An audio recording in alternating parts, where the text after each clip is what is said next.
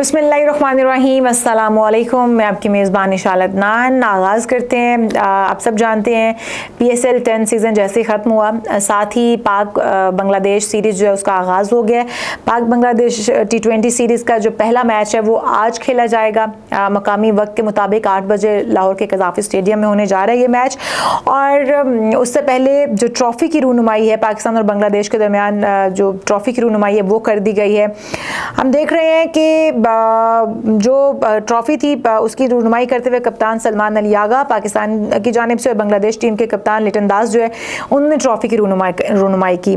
उसके बाद आ जाते हैं अब बांग्लादेश की परफॉर्मेंस के ऊपर। तो बांग्लादेश ने पिछली बार पाकिस्तान को सही धोया था, पाकिस्तान के अंदर ही आकर और पाकिस्तान के होम ग्राउंड के ऊपर पाकिस्तान को हरा कर गया था, क्योंकि हमारी बड़ी शर्मिंदगी की बात है कि हम बांग्लादेश जैसी टीम से हार गए। लेकिन बांग्लादेश टीम जो है वो डे बाय डे उसकी परफॉर्मेंस में बेहतरी आती चली जा रही है और वो अपने आप को अब के जो सही जदीद क्रिकेट के तकाजे हैं उनसे जो है हम आहंग कर रहे हैं। लेकिन हम अभी बहुत पीछे हैं। कहीं बार बार हमारे तज्ज़ियाकार भी ये कहते हैं, जब भी उनसे बात होती है तो वो कहते हैं कि जी हम जदीद क्रिकेट सीखने में भी बहुत पीछे हैं। उसकी वजूहात क्या है उसके ऊपर भी बात करते हैं। सबसे पहले आ जाते हैं जो स्क्वाड पाकिस्तान की जानिब से, पाकिस्तान की सिलेक्शन कमेटी की जानिब से, PCB की जानिब से तरतीब दिया गया है, और जो फिर बांग्लादेश का स्क्वाड है तो किस तरह से पाकिस्तान को क्या स्ट्रेटजी लेनी चाहिए और क्या करना चाहिए। तो जनाब सबसे पहले हम बात कर लेते हैं बांग्लादेश की टीम की क़यादत, क्योंकि लिटन दास कर रहे हैं। फिर ऑलराउंडर मेहदी हसन है नाइब कप्तान। दीगर अहम खिलाड़ी भी हैं इसमें नजबुल हसन शांतु हैं, परवेज़ हुसैन हैं, राशिद हुसैन हैं, सोमिया सरकार हैं, शमीम हुसैन, हसन महमूद, शरफुल इस्लाम और तनवीरुल इस्लाम शामिल हैं। ये तमाम प्लेयर्स, इनमें से कुछ प्लेयर्स ऐसे हैं जो कि ना तजुर्बाकार हैं, नए प्लेयर्स हैं, फ्रेश प्लेयर्स हैं जिनका भी बहुत ज़्यादा तजुर्बा नहीं है। लेकिन बहुत सारे प्लेयर्स जो हैं उसमें पुराने भी शामिल किए गए हैं। गो के ये हमें एज हासिल होगा कि उनकी टीम के अंदर बहुत मंझे हुए खिलाड़ी मौजूद नहीं है, लेकिन फिर भी हमें बंगाल टाइगर्स से थोड़ा सा संभल कर रहना होगा। बंगाल टाइगर्स का जो अटैकिंग मोड होता है, जब वो ऑन हो जाता है और जब वो बड़ी एग्रेसिवली खेलते हैं तो यकीनी तौर पर पाकिस्तान के लिए संभलना मुश्किल हो जाता है। अब आ जाते हैं हम पाकिस्तान की स्क्वाड के ऊपर, जो कि हमेशा ही तनकीद की जद में रहता है। तो पाकिस्तानी टीम का जो की क़यादत है सलमान अली आगा कर रहे हैं। दीगर अहम खिलाड़ियों में फ़खर जमान हैं, साइम अयूब हैं, हसन नवाज़, इरफान खान, मोहम्मद हारिस हैं, फ़हीम अशरफ हैं, खुशदिल शाह हैं, हुसैन तल्लत हैं, शादाब खान, इब्रार अहमद, हसन अली, मोहम्मद वसीम, नसीम शाह और हारिस रऊफ़ को भी शामिल किया गया है। अच्छा जी, पाकिस्तान का जो स्क्वाड है उसके अंदर हमेशा तनकीद का निशाना इसलिए भी बनता है। आज सुबह भी प्रोग्राम में हमारी तज्ज़ियाकार से बात होती है जिन्होंने कहा कि जिन प्लेयर्स को खिलाया जाना चाहिए था उन प्लेयर्स को टीम का हिस्सा नहीं बनाया जाता। परफॉर्मेंस की बुनियाद पर जो सिलेक्शन कमेटी है वो प्लेयर्स को सिलेक्ट नहीं करती।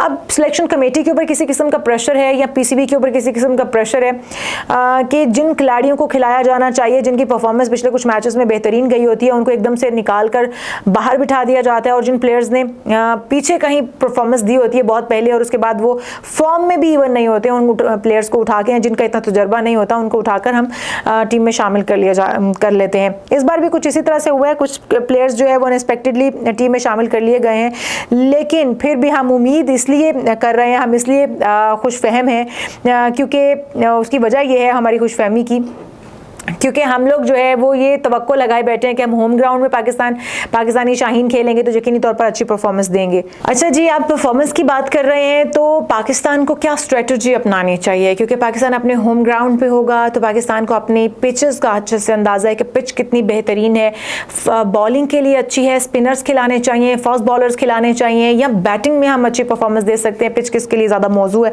इसके हवाले से अगर हम देखें तो जो स्ट्रेटजी अभी तक समझ आ रही है और जिस तरह से हम देख रहे हैं कि इनिंग का जो आगाज है साइम अयूब और फ़खर जमान करने जा रहे हैं। ओपनर बल्लेबाज ओपनिंग जो जोड़ी है वो साइम अयूब और फ़खर जमान है। यकीनी तौर पर शानदार आपको बैटिंग देखने में मिलेगी। दोनों खिलाड़ी काफ़ी अरसे बाद जो है वो इंटरनेशनल क्रिकेट में वापसी कर रहे हैं, जो कि ज़्यादातर तनकीद की जद में भी इसी वजह से हैं। साइम अयूब जो है वो जनूबी अफ्रीका और फ़खर चैंपियंस ट्रॉफी के दौरान इंजरी का शिकार होने की वजह से साइड पे हो गए थे, लेकिन अब उन्हें फिर से शामिल किया गया है। इन दोनों से तवक्को है कि वो पावर प्ले के जा रहा सुलझाना आगाज़ देते हुए पाकिस्तानी टीम को सहारा देंगे। और उसके बाद मिडल ऑर्डर की बात करें तो बैटिंग और ऑलराउंडर है मोहम्मद हारिस, फिर तीसरी पोजीशन पर वो खेलेंगे। उसके बाद जी वर्ल्ड कप में उन्होंने बड़ी अच्छी हिटिंग देने की वजह से वो शोहरत हासिल कर चुके हैं। शादाब खान हैं, सलमान अली आगा हैं जो कि चौथी और पांचवी पोजीशन पर बैटिंग करते हुए नजर आ रहे हैं। दोनों तजर्बेकार बल्लेबाज हैं, पिछले दौरे न्यूजीलैंड में मुस्बत अंदाज में खेलते नजर आए थे और उम्मीद ये है उनसे कि वो इस बार भी अच्छी पार्टनरशिप देंगे। उसके बाद फिर जी हसन नवाज और खुशदिल शाह भी हैं, वो भी मिडिल ऑर्डर में मौजूद हैं। दोनों बड़े शॉट्स लगाने की सलाहियत रखते हैं, उनसे भी बहुत सारी उम्मीदें वाबस्ता हैं। और ये एक टीम गेम होती है, किसी एक प्लेयर पर भी हम इन्हिसार नहीं कर सकते सिर्फ कि सिर्फ कोई एक बल्लेबाज अच्छा चल जाएगा तो हमारी टीम जीत जाएगी या कोई एक बॉलर अच्छा चल जाएगा तो हमारी टीम जीत जाएगी। ये बार बार हम कहते हैं कि ये एक टीम गेम है और इसके अंदर पूरी टीम को परफॉर्म करना पड़ता है। उसके बाद जी फास्ट बाउलिंग की बात कर लेते हैं, क्योंकि हम देखते हैं शुरू से ही हमारा इन्हिसार जो था वो बॉलिंग के ऊपर था, लेकिन अब कुछ अरसे से हमारी बॉलिंग जो है वो भी हचकोले खाती हुई नज़र आ रही है, सफ़र करती हुई नज़र आ रही है और बॉलिंग जो लाइन है हमारी वो भी काफ़ी मुतासिर हुई है। नसीम शाह होंगे जनाब पेसिंग अटैक के अंदर और फिर शाहीन अफरीदी होंगे। शाहीन अफरीदी जो है वो नहीं होंगे, उनकी गैर मौजूदगी में नसीम शाही जो है वो खेलेंगे। फिर हारिस रऊफ़ हैं, वो दूसरे एंड से बड़ी तेज़ रफ्तारी के साथ ओपनिंग बाउलर की हैसियत रखते हैं तो वो खेलेंगे। फिर मोहम्मद वसीम जूनियर हैं जो कि फास्ट बाउलिंग जो है वो करते हैं, वो भी उनमें शामिल हैं। फिर तीनों बाउलर से तवक्को है कि वो इब्तदाई 6 ओवर्स में विकेटें हासिल कर लेंगे। अब वही बात कि अगर बॉलर्स चल जाते हैं और बैटर्स नहीं चलते हैं, आपके बल्लेबाज नहीं परफॉर्म कर पाते हैं तो भी मैच आपके हाथ से चला जाता है, तो इसलिए दोनों को ही परफॉर्म करना होगा। स्पिन बाउलिंग जो है वो उस डिपार्टमेंट की बात करें तो इब्रार अहमद होंगे लेग स्पिनर, फिर उन्हें शादाब खान की सपोर्ट हासिल होगी बतौर सेकेंडरी स्पिनर। फिर सलमान अली आगा हैं, खुशदिल शाह हैं, वो पार्ट टाइम स्पिन भी करते हैं, वो स्पिनर्स का रोल भी प्ले करते होते हैं तो वो भी होंगे।